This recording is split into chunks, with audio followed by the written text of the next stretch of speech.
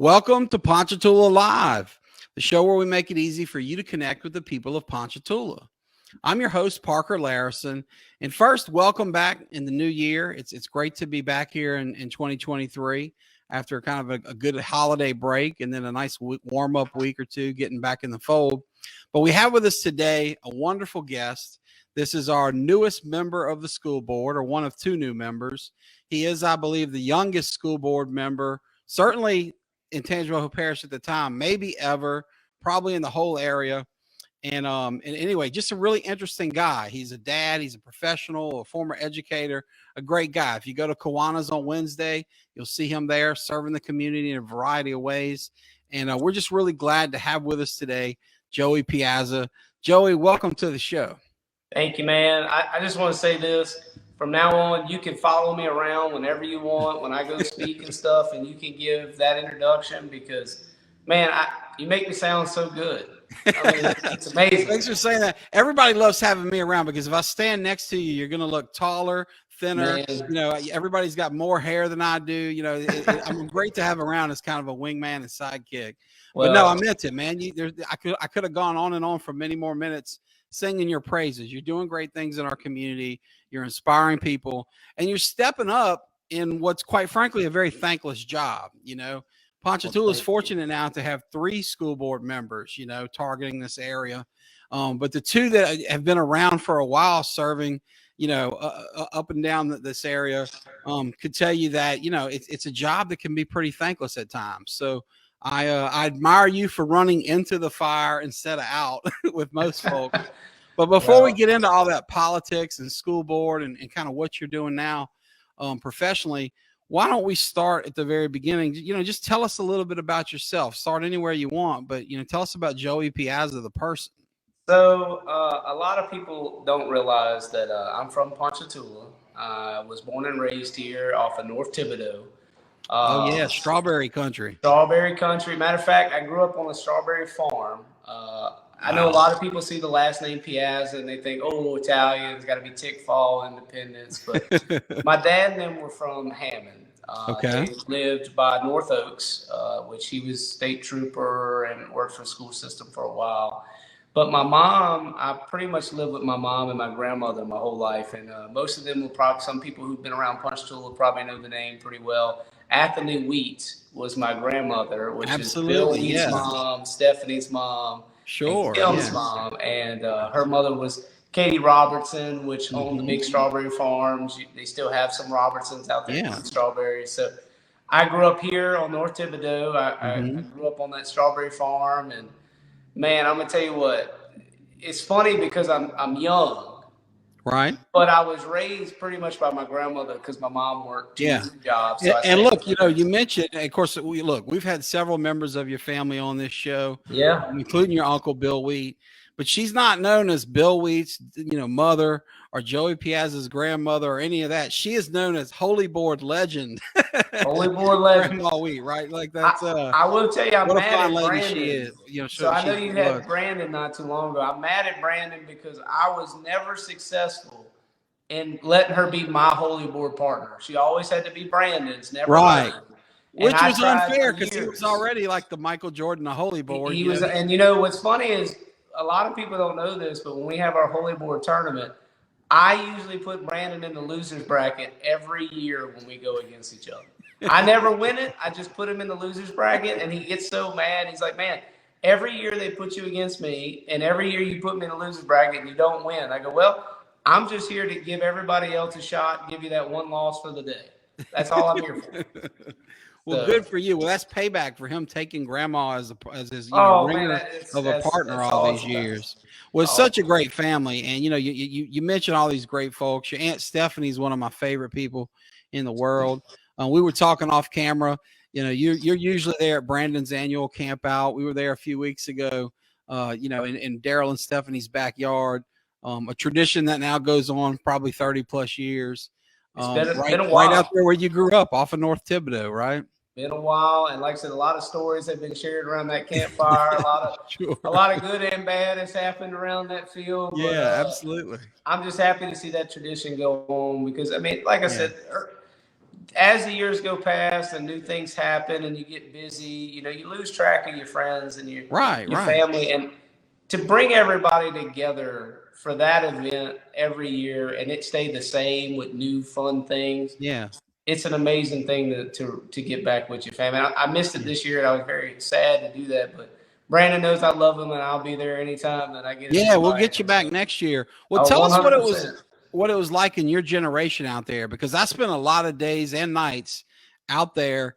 It was a great generation of kids: Brandon Perrin, Jeff Leschere, Bud Robertson, all these great folks. But you know, you come along, 15 or so years after us. What was life like growing up out there with your mama and your grandmother? That's a big unboxing. That is one thing that's weird. Like I see some of my friends and they kind of approach things a little differently than I do. Our generation, I think, is probably the most special because we weren't before technology and we weren't where it is now. We were where it was coming up and it was getting, the bugs and the kinks worked out. Like I remember the old, Snake phone where it had the big Nokia and you had the game Snake. I remember the big dial phone you had in your kitchen. I remember the first dial-up tone that sounded like, the house is going to fall apart. So it was weird. I got to see technology kind of evolve, but because I lived with my grandmother and we didn't have a lot growing up. We weren't poor. Mama, you would never know it because, Mama made sure we had what we needed and you didn't really know it. But we didn't have a lot of money, so we didn't have a lot of those things. So we kind of went the old school way. Like I said, I grew up on a farm, so we picked strawberries. Mama didn't allow you to be inside. You had to be outside all day. And then the only time you came in was for supper. And so it was weird growing up like that, but it definitely taught me a lot more. Whereas some of my other friends, they're more, on the gadget at all times, especially now, kids nowadays. Yeah, because even in that half generation ahead of you, we didn't have the internet or anything like that, coming up. Right. But we started getting into like portable electronic devices. When I was a little kid, Nintendo came out. It was a big deal that would draw you inside. But then Game Boy came out. So, it's neat to hear you're getting outside because it sounds a lot like what my dad grew up with in the 50s, more so than any time in more recent. And I bet that really developed a strong work ethic in you. Is that right? It did. It did. Mama always taught us that, look, and this is what I shared with somebody. And if I get emotional here, I'm sorry. But, like, she was like a second mom to me. But she always taught us you may not have what most people have. You may not have the money. You may not have the name recognition, but what you can have is a good work ethic. You don't have to pay for it. You don't have to buy it. It's just getting up and doing it. And if you do that and treat people well, you will be whatever you want to be in life. She didn't care if you had $1 million or a cent in your pocket. She treated everybody the same. She worked hard for everybody, and she would give you the shirt off her back. And to have that role model in my life and guide me was just the biggest blessing that I could ever ask for. And then my mom also working 3 jobs, just work ethic has been a big thing in my family, and I'm trying to pass that down to my kids. But sometimes you got to take a step back and get with your family. And that was another thing. Mama always made sure family came first. You didn't go watch TV and eat. You didn't, go in the living room and eat. You sat around the table. Everybody talked about their day. You talked about what was coming up tomorrow because it was about that family engagement for her. And I tried to bring that forward into my kids' lives and to my family. And I'm going to tell you what, I think if more people incorporate that in their family, you would see a big difference in some of these kids and some of the community we have. And I think that's what makes Ponchatoula so special. Absolutely. It all starts at home. I think people want to put too much on the teachers, the coaches, the people in the system. If you're not doing those basics at home before the kids get out to school, practice, etc., it's too late. Great. John Wooden could be coaching your basketball team, but he can't make up for lack of family time at home. And you got to learn to put this away. This has got to go away for a minute. Amen. Well, I'm glad to hear that, because I'm very grateful in my life that my boys are getting a small portion of those values from your grandmother through your cousin Brandon. I mean, we joke about his campouts and Holy Board, but he's my older son's godfather and a very good one. You know, he calls my son calls him Uncle Duke.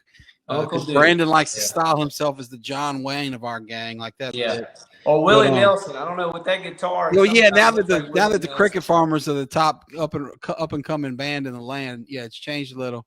I hear they're about to get a record deal. I don't know if it's going to be one they want. I think they're just going to record it in the garage. Right.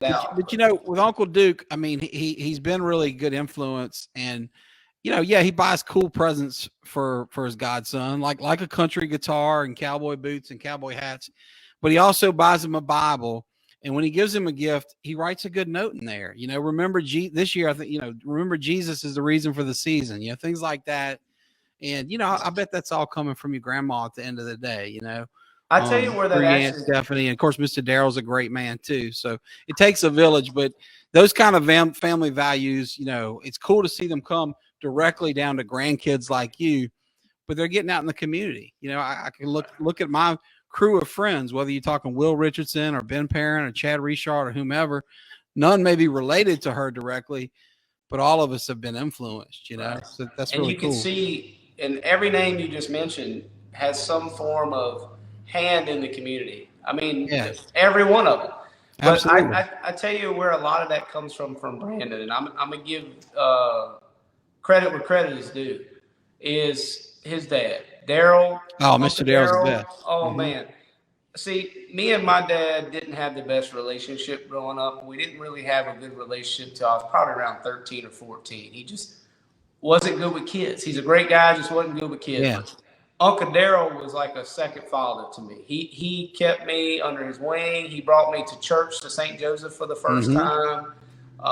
He taught me right from wrong, gave me the talk when I needed to have the talk, when I thought I was too big for my britches. But I'm going to tell you what, he instills a lot as well. And I know the more Brandon gets older, the more he reminds me of his dad. And I'm so grateful for that, because just to know that Uncle Darrell's legacy is going to move on with somebody new and somebody like Brandon. I'm so glad that you give your Uncle Darrell props, because he is such a great man and great mentor. And, you know, I think back to high school, and you mentioned the church specifically.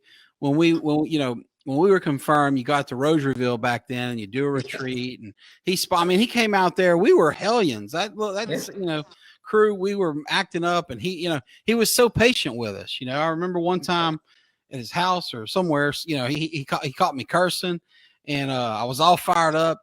And he handled it so well. And I remember to this day what he told me. He said, Parker, the curse word is the tool of an ignorant man. And you're not ignorant. And he knew how to reach me as a fired up young teenager.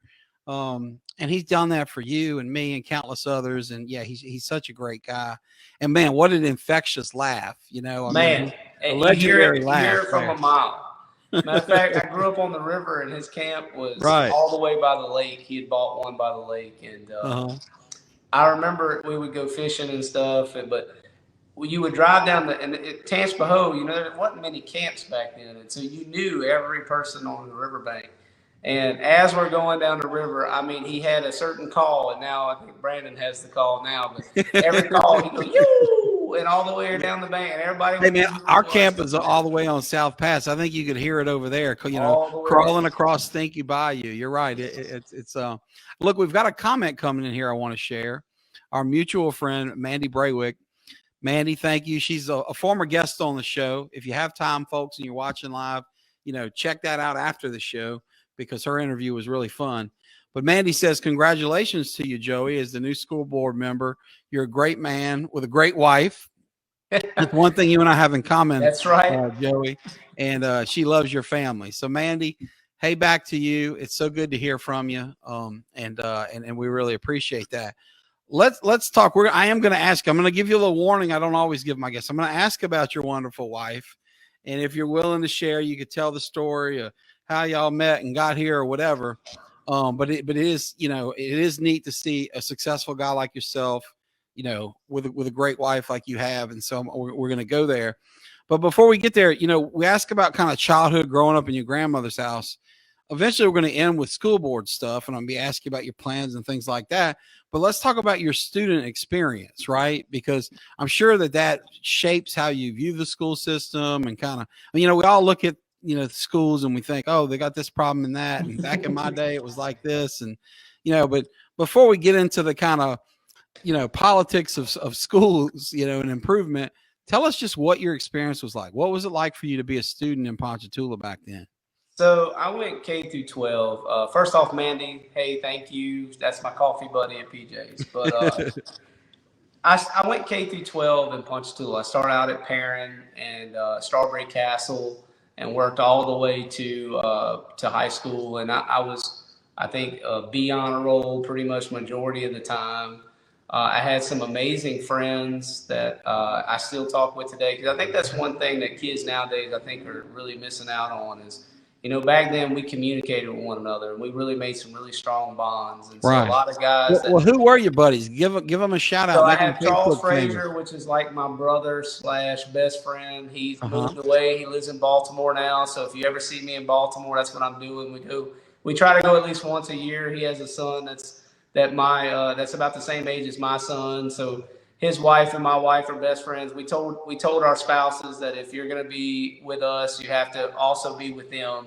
So his wife and my wife are best friends. And so we go up there at least once a year. But I have him, I have Mitch Taylor, Philip Danley, Kelly Wheat, which is my other cousin, Britton Hart, Blaine Monaster. I mean, the last names, they're from around here, but we had a very good, strong group that went through Ponchatoula at the time.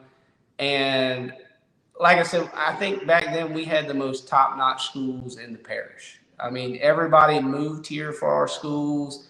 Everybody tried to get into Ponchatoula schools because we had some of the teachers that had been around for generations. I remember having some teachers that my mom had.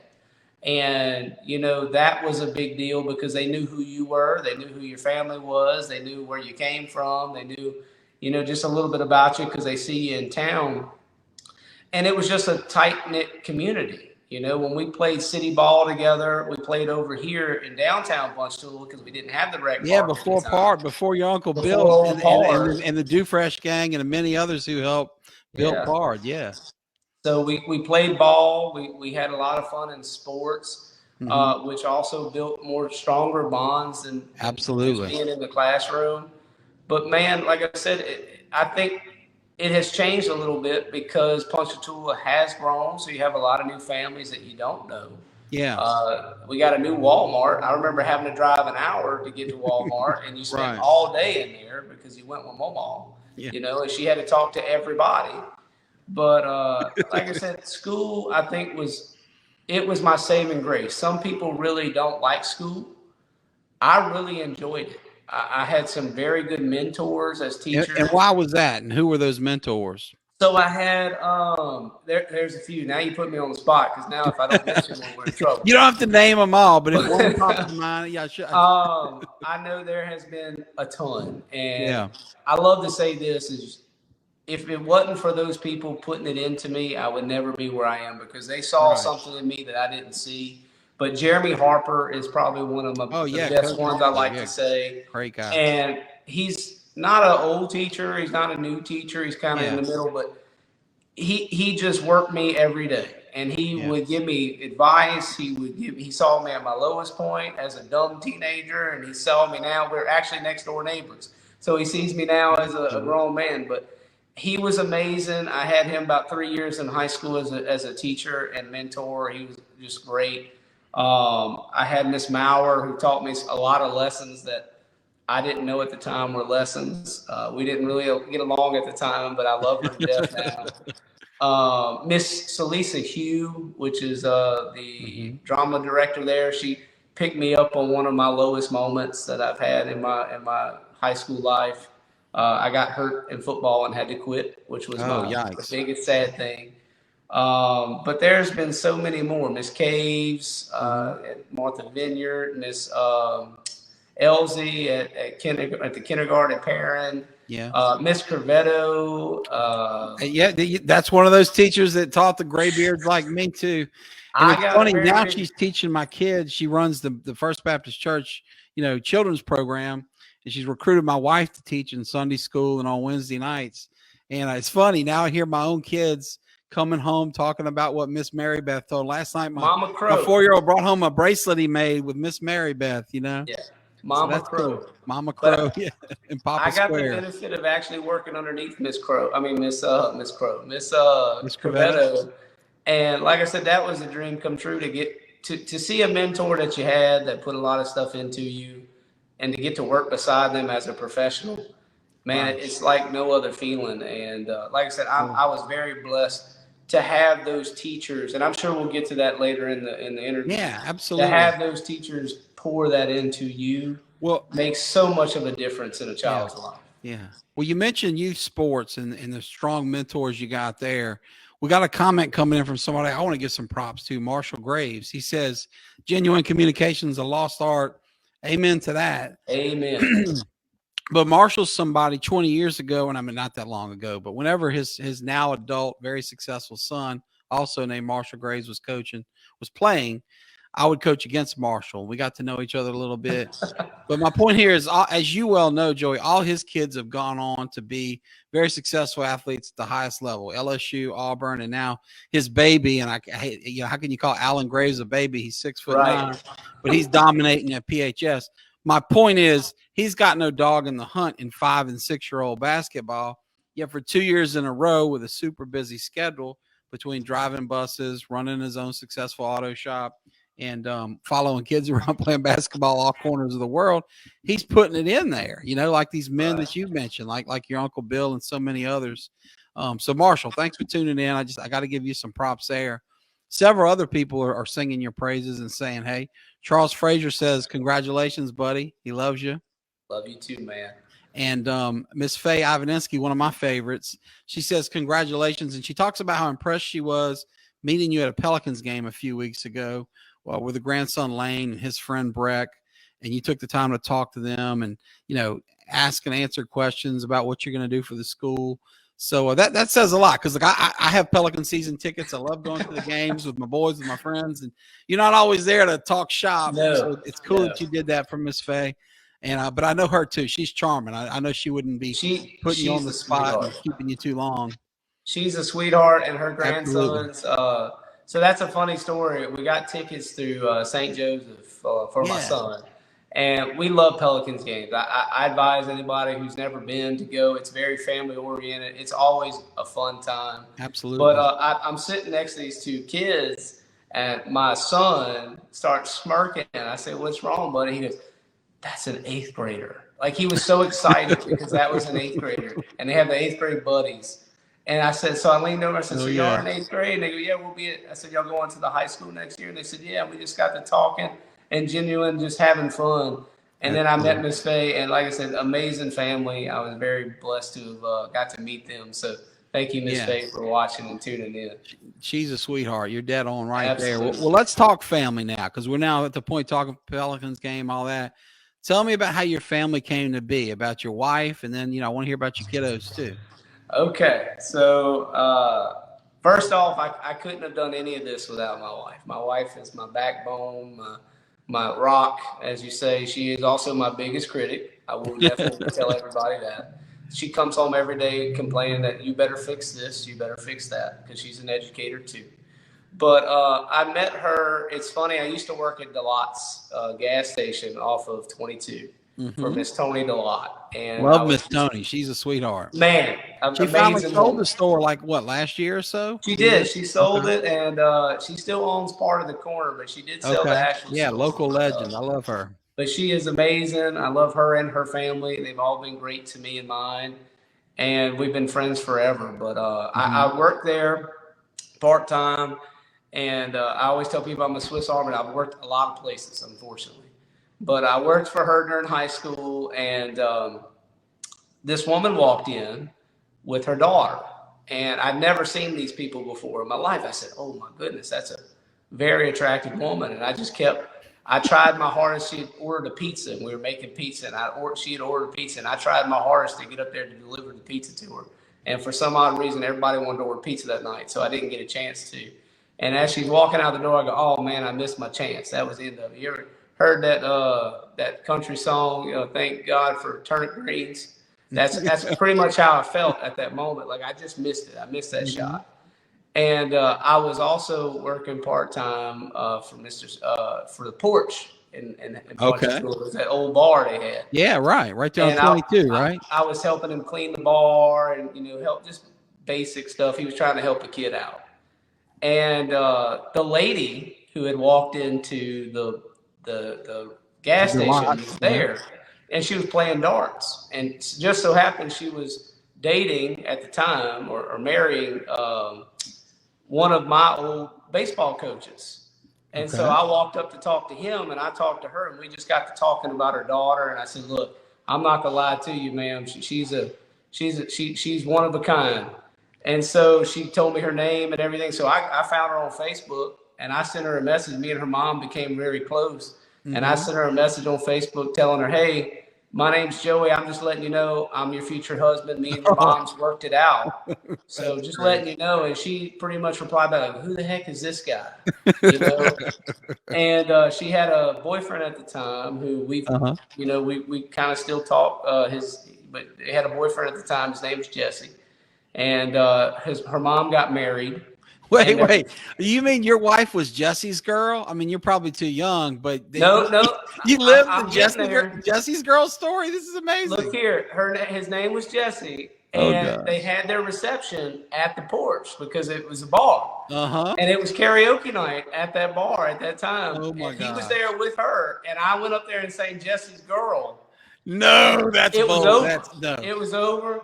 About a week later, we started dating, and it's history. We're going on almost 11 years now being together. That's a great story, man. Wow.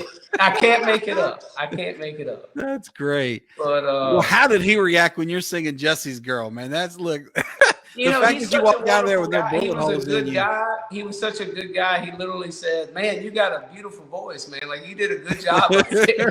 I don't think he had a clue. And I mean, like I said, I felt bad at the time, but it all worked out for him. He's a good guy. Right? He's got a beautiful wife, and we bump it. He's a state policeman now, so I'm sure I'll get a speeding ticket one day. Watch out on that front. Yeah, he's gonna be hurting me hard with a speeding ticket or arrest me one day. I don't know. He might not hold a grudge. So. So y'all been together, you said 11 years, and tell us about your kids. You got a couple kids, 2, 3? Yep. So I have 2. I have Jackson, who's just turned 5. Yeah, 5. You're about to get me in trouble. I think he turned 5. All right. And Zoe just turned 1. I have a little. Oh wow, neat. And Jackson is. We're going to be seeing each other around a lot because I got a 6-year-old and a 4-year-old. So Jackson's wedged right there. Yeah, Jackson is the energetic one. He runs everywhere. Zoe is my quiet snuggle bug. So I got best of both worlds. I got a boy and a girl. So I kind of pulled a Brandon too. Yeah. Boy and a girl. Living the dream with Jesse's girl. Wait, and speaking of that, she's chimed in here. She says she loves you and she's so proud to be your wife. Samantha, thanks for watching. I love y'all's origin story. We need to make the next time they come to Ponchatoula to make one of those movies at Christmas time or whatever, we need to move that plot into it. That's really neat. Well, I know, with kids in the school system, it's different because you've got skin in the game. Your kids are coming up. Like I know that I waited till later in life to have kids, but they're around the same age as yours. And, you care about the school system in a different way when you realize these people you're responsible for raising need to go through there and get what they need out of it. So tell us, if you would, a little bit about how you became or thought of becoming an educator, a school board member. Tell us about your journey into education professionally. So I was going to school for criminal justice because my dad was a state trooper. His dad was a state trooper. And so I naturally thought that I was. And you stole a girl from a future state trooper who's carrying a gun to work. So you probably needed to have your own, right? I needed to have it. Yeah, I needed to definitely protect myself from that. But no, I was going to school for that. And I really wanted to be an attorney. That's really what I wanted to be. I think we talked about this earlier. My dad had wanted that for me for years. And you made a smart decision avoiding this. Look, I'm here or there. I can tell you that right now because my career definitely does the same. But I was going to school and I needed money. I like a lot of young college kids, and that's something we don't talk about is the money flow. Not a lot of jobs like to work around college schedules. But I tell you, the school system offered that for me. They said, hey, look, we can use some full-time subs that would come in and sub when you're not in class. And so I got in the classroom, and I would have never, if you'd ask any of my teachers, they'll tell you now, this kid, why is he a teacher? Like, I would have never guessed that. But I got in the classroom as a sub, and man, I just fell in love with it. I got to get engaged with the kids. I got to see the light bulb go off in kids, and man, there's just no better feeling than that. And so I went and continued. I finished my bachelor's degree in criminal justice, and I started working on the car lot as a salesman. I've been working in sales since I was 14. And I moved from the car lot to the insurance company that I was working for. I worked there for probably 3 years. And all of a sudden I get a call from my wife. She had got a job at the Amite High School as a secretary. And she said, hey, baby, I got good news for you. There's a job opening up for a history teacher, which is something you've always wanted to do. She goes, I know you might not make as much money, but it's in the field that you want it to be in. It's, you'll be working with me. We can commute together. And I took it. I went and I worked under Brendan McCurley. He was my principal, but this is the story I like to tell. I came in as an uncertified teacher, never taught, never went into any training for education. I walked in his office, I did my interview, and he said, well, son, you got the job. Here's your key. He said, your room's upstairs on the second floor. Take a left when you get past the stairs. Open houses in 2 hours. And I said, wow. 2 hours. Okay, 2 hours. I got to go clean a room in 2 hours. And the classroom he had given me had not been used in like 3 years. The curriculum we were teaching had not been done in 3 years. So it was baptism by fire. I got like my worst observation score I think you could score as a teacher because I just had no idea. Right. And if it wasn't for the team that I had at the time, I had an amazing mentor, Miss Good, Sabrina Good, Miss Hammonds, which is still an assistant principal there as well. Without them, I probably would have left the first year just for the sheer fear of it, that I was failing kids. Like I just wasn't doing what they needed. But man, she taught me and they got me on track of how to do this and how to do that and how to make a very good lesson plan. But man, I enjoyed every minute of that at Amite. I taught there for about 4 or 5 years. With me and my wife started the volleyball program for the girls. They didn't have a volleyball program at the time. The only thing they had for girls was basketball, cheer, and dance. That was it. And they always had a championship team at the middle school that was 7th and 8th. And I was like, well, when they get here, they have nowhere to go. They just play it in middle school. And so we started the volleyball. So these girls would win the 8th grade parish championship, and then that's it. You can't play anymore. Wow, that's tough. So we started that program there. Me and my wife did that together with help of Coach Pierre, which was our athletic director at Amite High, because everybody knows Amite has the best athletics around. Yeah. We started the student council there, which that was another culture shock for me, coming from Ponchatoula, where we have all of these wonderful schools. We have all these great programs. To go to Amite and you expect it there. Like, oh, yeah, every high school has student council. Every high school has Rotary. But that's not the case. When I got there, there was nothing. There was nothing there but football, basketball, dance, and cheer. That was it. That's wild. So we started the student council. We started that volleyball program. We started the broadcast department, me and the English teacher there, Mr. Branson, which was another amazing teacher. We just had a really good team at the right time to really start these things. Like we turned it into a magnet program for broadcasting. Again, but I can't get enough of saying we just had a really good team. Right. But to see that impact you have in a child is just a God-given gift. I'm not saying you can't be a successful teacher by just going and get your degree in education, but there's a difference between somebody who's going there for a check and who's going there to really make a difference in a child. And you brought it up earlier that, those mentors instilled it in me. I wanted to bring it back full circle and give back like they did for me to those children who didn't have that person in their life. So I still have kids that have graduated 6-7 years ago. They come eat with me. They text me on the phone. That's cool. They send me pictures. And that right there is probably the best feeling in the world. And that's why most educators do what they do. Yeah. And I mean, I was very blessed to be in that situation to make that impact with those students. And then from there, I moved to Ponchatoula Junior High under Mary Beth Cabrera, which was a dream of mine. I always wanted to come back to Ponchatoula and teach where it all began for me. And I did. And I'm going to tell you what, I missed every minute of a meet. I got to coach for a meet football team as well. We this close from a state championship, and he nailed it the next year. But I got to meet Devontae Smith, Tyrus Wheat, which was one of my guys who's now going to go into the draft this year. I mean, just some amazing young men and women that I got to say, hey, I got to know these people on a level that no one else will get to know. And then I moved to Ponchatoula Junior High. I taught there for a year and ran their department for their history team.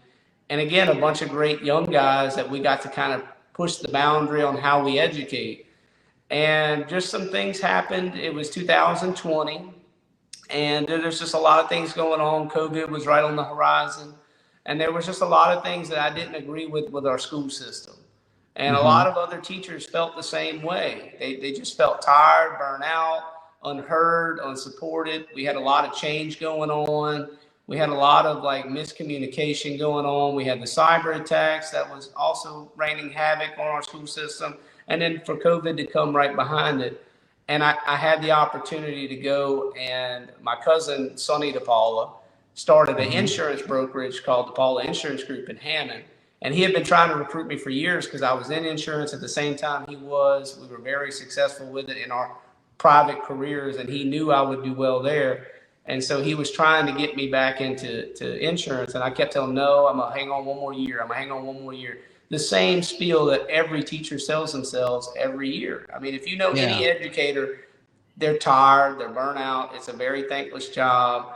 They're pushed to the limit every single day with what we require them to do. What the even in the best of times, and you mentioned COVID. My wife's a school counselor. She ironically just moved to the junior high this year. She spent the last decade or so in Livingston, but she and any educator there would tell you it's so much worse because these poor kids have been put through so much. Around here, it's not just COVID; it's been floods, and it's like we're living through plague times almost. And mental health is stretched to the limit. And yeah, you're right. I work with a former educator here, one of my old teachers, Danny Williams, who's a legend, in Tangi education. Absolutely. But he turned me on to this cute little TV show, Abbott Elementary. You and your wife ever watch that? I have not. Yeah, it's worth checking out. It's about a Philadelphia inner city school, which it's a different animal, but it's also a lot of the same stuff. Does this sound familiar in Tangi? It's underfunded. The teachers are tired. A lot of them are quitting. It's only those dedicated few that can stay in there. And it's opened my eyes a bit as a guy who we talked before we went on the air. We're both going to speak to PHS Career Day tomorrow. But that's the first time I'll be in those classrooms in maybe decades, not years. So most of us don't really have that window into what it's like. But I think it's important people know it was always hard, but it's a heck of a lot harder since COVID. I mean, Would you agree as an educator who's seen? Oh man, I'm gonna echo that, and I'm gonna tell you, be prepared when you go tomorrow. They don't have the green carpet anymore. It surprised me the first time I went back in. But man, I'm gonna echo it. It's definitely a lot harder, and the same elements that were challenging teachers back then, okay, like underpay, unappreciative, overworked, a lot of things with the state, a lot of hoops to jump through. That always was consistent. It was always there. But what has now changed is society has changed a little bit. Families aren't like they used to be, and not always in a bad way, but we rely on the phone, we rely on the TV, we rely on the iPad.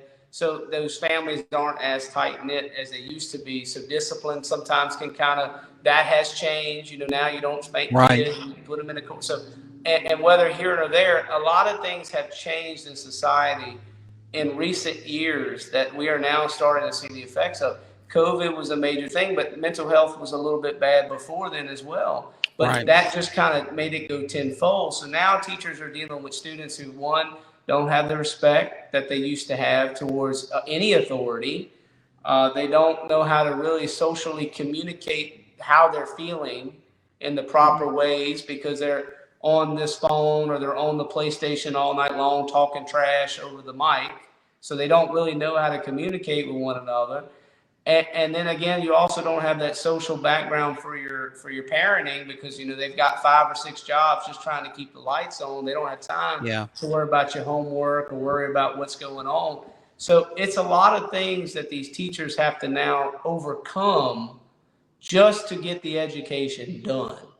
And I think that's where we are right now. That's why you have the shortage. That's why you have the lack of motivation to become a teacher. Southeastern used to be one of our biggest drivers to get educators in Tangipahoa, because it was right here in the backyard. I think they produced 30 to 100 last year. That's not a lot. I didn't know that. Wow. Okay. It's not a lot. And I think has it been de-emphasized at the college level, or what's the story there? Why so few? So I think it goes back to the pay. I mean, the pay's not there. Yeah. All those issues. I mean, think about it this way. If you were a bright individual and you could choose any career you want, are you going to choose the one where everybody's leaving, or are you going to choose the one where everybody's going? And that's nursing, doctors, attorneys. Right. The teacher's always been kind of on the back burner. That's never really one that everybody's like, oh, I really want to be a teacher when I grow up. I want to be the fireman, the doctor, the lawyer, the You kind of alluded to a good point earlier, where it's tough to support your family, right? I mean, you're a family man, and you did it and loved it, but you got these 2 kids to put through school, and then me and my wife make more money in insurance. We both taught, so both of our salaries relied on one another, and we both were having low incomes from being teachers. So we had to do side jobs. She would do T-shirts, and I would umpire and do all of that on the side and try to make extra money. And then, at some point, I think somebody made a comment that in order to teach, you have to have 3 jobs. And that's sad. That's sad to say. It's super sad. Yeah. Well, you were talking about all the different challenges we face with the shifting dynamics in families and whatnot. And, our friend Marshall Graves makes an excellent point here that stern discipline, but with love is what's missing. And I'd have to echo that. You think about, when we were kids, if we got in trouble, we came home, whatever we got at school was just the beginning. What we really worried about was dad and that belt when we got home. But he would back the teacher, my dad, my mom. That nowadays, from what I hear, it's like little Johnny can do no wrong. Teacher, you must be wrong. Principal, etc. So, you got some family jumping in here too. Heather Perrin, one of my favorite people and a former guest to the show. She says that she's proud of you. Heather, I definitely agree with Brandon. That was probably the most attractive woman you had on this show. She's a phenomenal, and she's a superstar now. She's famous as an artist. Oh yeah, I mean, look, cricket farmers are old news. Everybody wants it's all about. And really, Lily. I mean, Brandon's probably 3rd in his house right now, just on the art front. Yep. So I mean, it's terrible. Keeping it real. But Heather, thanks for tuning in. It's great to hear from you. Well, Joey, tell us about your plan. So, we talk, it's now clear to me and anybody watching or listening about the rich history you have in education. You still got those inside eyes through your wife who's in the system still, but now you're on kind of the flip side of the coin, where you're one of the handful or 2 handfuls of people that are in charge of the whole shebang. Y'all decide who's going to be the superintendent, and I know you don't make those decisions unilaterally. Yes. You have 1 vote, but tell us about what your priorities are, because, you just defeated, the senior member of the board, another great candidate in Kelly Wells, 2 very popular people. You busted your butt to achieve something really impressive and winning your race. So, what's next? What's on the table? So I'm going to say this. You mentioned I had 2 really wonderful opponents, and I couldn't have asked for 2 better clean opponents. They didn't bring great people. I mean, they all brought their own special thing to the table. But like you said, I do have that background in teaching. I do still have those mentors in the classrooms, and my wife in the class. So, and I have kids coming up. So it means a lot to me that we get it right. And what I want to do in the coming years, and it's crazy because in the last 48 hours, I got sworn in on Tuesday. And then from there, you had your board meeting, and then from there you have training, and then you have to go. Like yesterday, we went to Star Academy with the governor at Star Academy, showing these new ways of learning that we've now incorporated into our 7th and 8th grade programs at AV Westside, which is a blessing in and on itself. I got to see those classrooms. But it's weird because there's so much to fix. It's almost like, where do you start?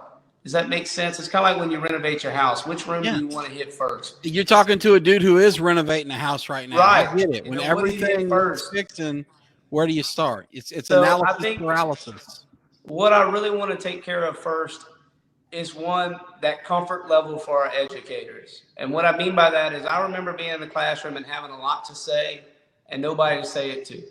I want to make sure that they feel comfortable coming to me, understanding that if you come to me and tell me something, I'm just going to listen with open arms and open ears and really try to help you. I'm not trying to break your knees and try to take your job because you said something.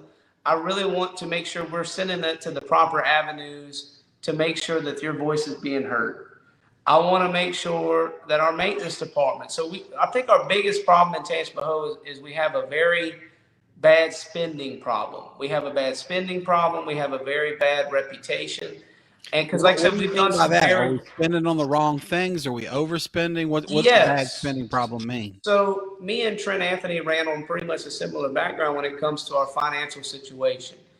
Right now, we contract out for almost everything. And sometimes you can't avoid it. You have to contract out for things.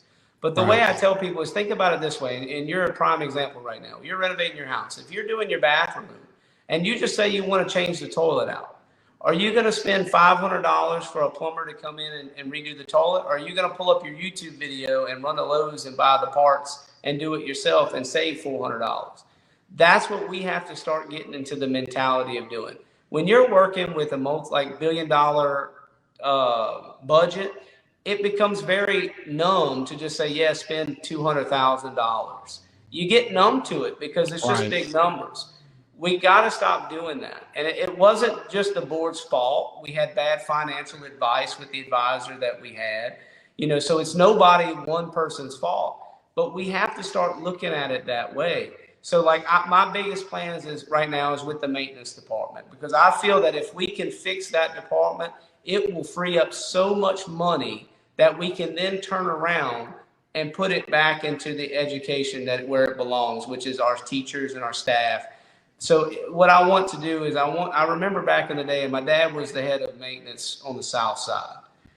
We used to have every skilled worker you can think of. We had plumbers, electricians, AC guys, you name it. You mean in-house as employees? In-house the district would employ an HVAC guy who could fix it on his own, and you wouldn't have to call a contractor. Correct. So we had all them guys, skilled labor guys who were certified through the state, in-house, that could go to the school and fix it right then and there. And you had some on the south end and you had some on the north end. So they called south and north. Right. Now we have what I call a skeleton crew. You have a handful of guys who are licensed in what they're doing. They're hardworking men. So don't get me wrong. They work their butt off every day. Yeah. But their hands are kind of tied because we're contracting out for everything.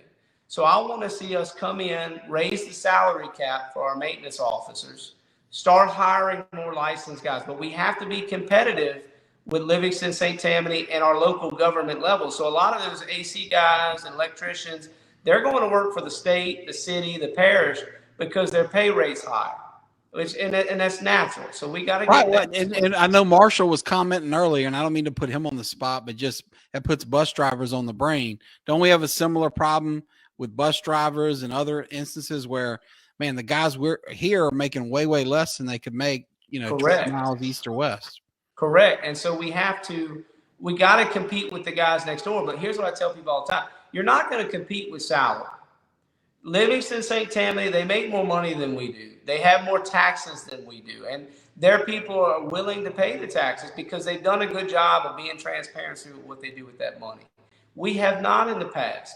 People are still upset with the school board building we created when we had another big tax passed. They're still upset with the tax that we just passed recently because they don't feel like the money is being spent right now and what it needs to be spent on. So we have a transparency problem. And when you have that problem, people are more not so tempted to go past taxes. And so you're not going to win that battle with them. But what you can win against them is utilize what we have that they don't. And we have Southeastern. It's in our backyard. Right. We have to have incentives for our employees. Even if the pay is not great, if we have the incentives, and I'll get to that in a second, that will keep you there, even if it's not the job you primarily want. But if we rebuild that maintenance, get those skilled workers there, pay them a decent salary. Once they have the skilled workers there, we can then apply with the state to try to turn our maintenance program into a VOTEC program, meaning we will train electricians and plumbers and HVAC people here in Tangipahoa and try to get credit hours towards, say, North Shore, which we do have a relationship with. Another tool in our belt. Another great gym right here in our backyard. Another great tool in our belt that we might be able to partner with and have those programs in our maintenance department. So now what that does is that we're not just now relying on the maintenance budget for that department. We now can funnel some education funding into that program, which frees up some of our maintenance money that we would have to spend on a normal basis. Yeah.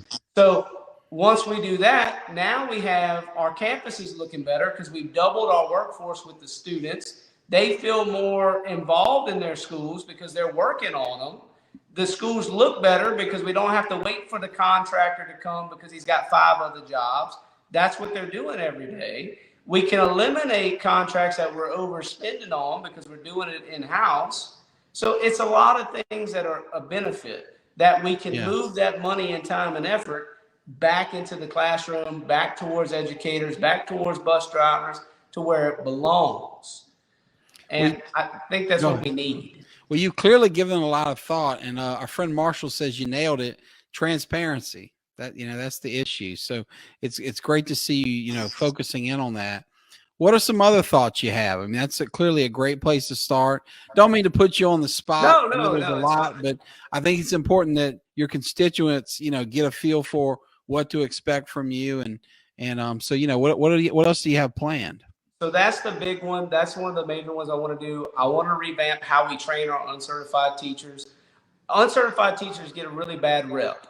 Okay, they are they're normal people like everybody else. But here's the beautiful thing about an uncertified teacher. They want to be there. They have other degrees in other areas, but they want to be in the classroom and help the students. I think that's something worth kind of exploring. Just because you don't have an education degree from Southeastern does not mean you're going to be a good teacher. Something that I have learned over time, that degree is just a piece of paper at the end of the day. When you get in those classrooms, it's a whole nother ballgame. You have to learn how a kid's light bulb goes off and how to make it go off. And some people are just naturally born with that, and some aren't. I've seen people that have an education degree from Southeastern not perform as well as an uncertified teacher. So that's a stigma that I think we really need to go away from in our society and understand that just because you're uncertified doesn't mean you're a bad teacher. Now, at the end of the day, we want you to get certified. That's really the goal. The problem is a lot of people have what happened to me. Here's your key, 2 hours. That's not how you do. That's not a partnership with an employee. Yeah. We need to have a partnership with our employees. So I would like to see an uncertified teacher program come to fruition. We have one right now that we were granted by the state to where we train in-house to certify our own teachers. And that's an amazing tool. But I think we need to go a step further.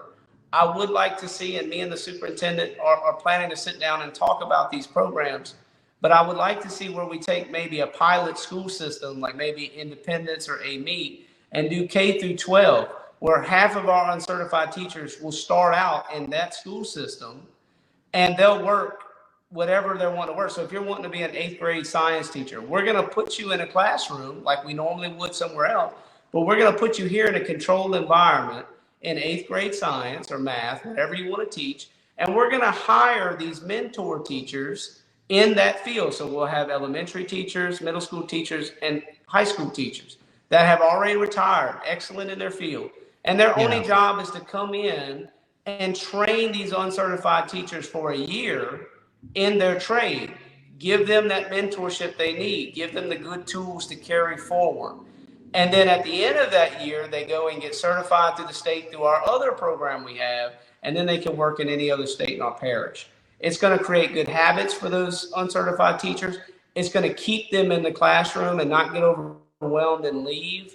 I think it's going to be an amazing thing for our education. And it's going to, I think, build our shortage that we have in educators. But that's one thing we have to look at is the shortage of educators we have, the quality of life those educators have. A teacher should not have to work 3 jobs to be in a classroom. They should not feel overwhelmed and underheard. That is a big thing that I want to fix. I want to fix our partnership with teachers. I want to fix our budget problems and how we're overspending on things. And we have 2 really good hires. We just hired a new financial advisor, Mr. McNeely, which that name is very well known around here. Excellent guy. Yeah, Jeff ran the finances for this parish government for probably 20 years. And he's an amazing guy. I've talked with him multiple times since being sworn in. He's on the same track that I am to get very transparent with the money. Right now, he uses the analogy, it's like a bucket full of money. First one there gets the money. He wants to break it down to where every school has a budget, every school has an expense account, to where the general public can read these documents and really track the money where it's going. Because that's probably the most important thing, is people don't feel like they trust the school system right now. And it's not just for one thing or 2 things or one person or 2 people. It's just over time, that relationship we have built with our employees and the community. And if we don't get better at that, it's okay if we mess up. Like we messed up not too long ago. If you mess up, it's okay. The people know you messed up. Just admit that you messed up. Hey, if you mess up, fess up, right? I mean, transparency. That's right. And here's what we're going to do moving forward. I think our board is really on board with that. And I think we're going to have an excellent 4 years because our board looks good. We have great ideas coming down the pipeline. You're going to see some differences coming. And a lot of things people don't realize is change happens, and some people don't like change. Yeah, of course. You're not going to like everything. But if we have to stop being a customer service and be an institution again. Do what's right for those students and staff, and the rest will follow. Right now, we cater to everybody. We worry about lawsuits. We worry about this.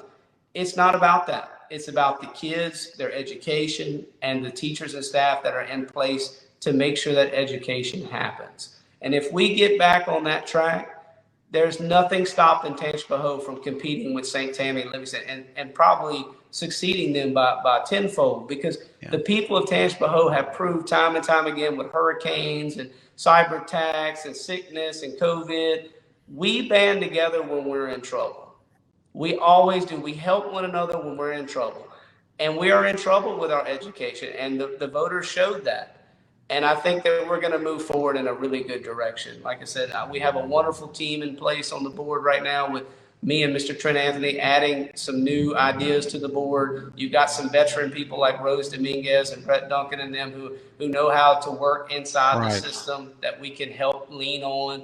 Tom Toller is a very big voice in making sure we're accountable in what we're spending money on. So we have amazing people. We have 2 new president, vice president who are just as dedicated as we are.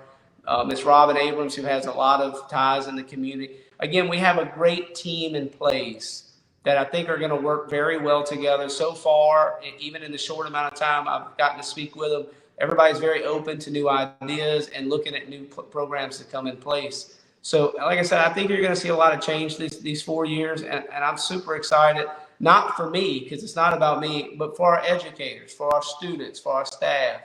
To see a change would just mean the world to them. And I think we would keep and retain a lot more, and the public would feel a lot better about it. Yeah. Well said. Well, look, I promise you I'd get you out of here on time to get back to your beautiful wife and 2 kids. And we've only got 2 minutes left. So with that being said, is there anything else you'd like to share with our viewers and listeners? Anything on your mind, on your heart? Anything? Well, first off, I want to thank everybody, all of my voters, all of my supporters, all of my families, my mentors, my friends, everybody that has gotten me to this point in my life. I really do appreciate you from the bottom of my heart. I can't even really put it into words on what you mean to me and what you have done for me and my family and my life that I live now. I want to say I look forward to the next 4 years. I want to thank you, Mr. Layrisson, for everything you do. You're a legend here in Ponchatoula. I know you're a humble guy, and I know that it just is in your bloodline, but you're an amazing guy here in Tangipahoa. Everybody knows who you are because of the good work you've done and for the things you continue to do. I want to thank you for bringing me on here. Like I said, you could have picked anybody who was way more important than me, but you chose to choose me, and I really appreciate that. But thank you to Tangipahoa. Thank you for everyone, and God bless them. And I can't wait for the next 4 years. Well, thank you, Joey. Well said. You're an impressive young man, and we're lucky to have you. And I look forward to your success in the coming days. So, to our viewers, thank you for sticking with us to the end. It is 5:59. We're going to get out of here on time, and we will see you next week.